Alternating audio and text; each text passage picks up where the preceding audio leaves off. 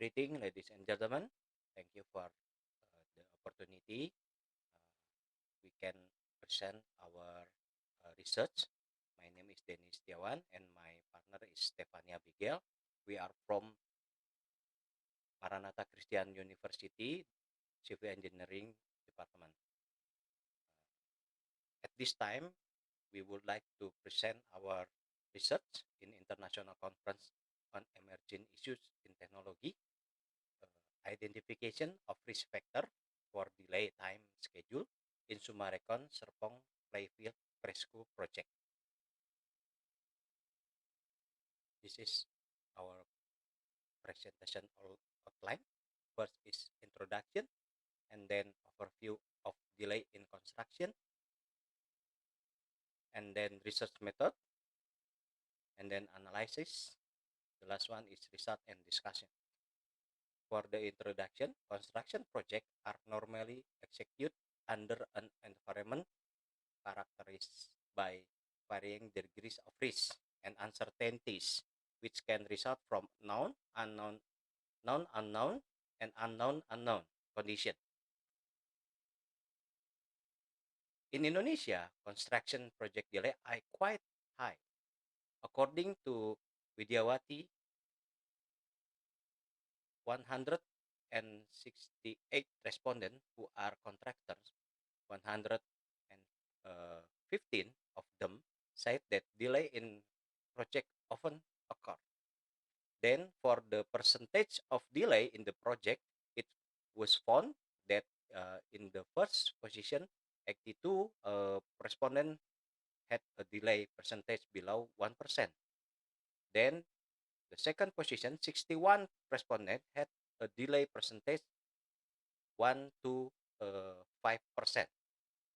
This is from Widyawati. The purpose of this study is to analyze the factors of delay in implementation of the private preschool Sumarekon Serpong project. This is an overview of delay in construction. Delay is partial unstable unstable implementation time according to plan, thus causing some of the activities that become delayed or can be completed on schedule plan. This is from Erdianto. In another word, delay can be regarded as the result of not being fulfilled schedule plans that have been made. Due to condition, reality is not the same or according to the current condition the schedule is made. Delay can caused by owner, contractors, or cause natural condition and environment beyond the ability human or called force major. And then this is a research method. The survey was conducted by two types. In the first type, the distribution target were people who work on the Playfield Preschool project, such as constructors, consultant, and site manager. And for the second type were academic who had skill in the field or project management. Research states uh, at the first we formulating problem based on the previous uh, research studies, and then we distributed distributing questionnaire to people who have capability. The final stage is to determine priority risk factor with descriptive analysis conducted by interviewing private preschool project workers. Based on research study, we have six category for research variable. Number one is labor, number two is material and equipment, number three is characteristic on the of the site, number four is managerial, and number five is finance and other factors. This is a sub variable in our research. And then we can measure the risk factor based on probability and impact. The probability has five scale: uh, very small, small, moderate, big, and very large. This is the information. If very small, it will be very unlikely to happen. Uh, Number two, small is unlikely that this will happen. And the impact have five scale too, from very small, small, moderate, and big, and very large. This is the information. Uh, for example, very small, impossible, so doesn't affect time, no delay. If small or at scale is two, there is a delay 2 days in a period 4 weeks, and uh, we can read all the information in this uh, table. This is the risk category. If FR value more than 0.7, categorized is high risk. 0.4 until 0.7, average risk, and less than 0.4, low risk. Based on analysis, we have type 1 and type 2 question data tabulation.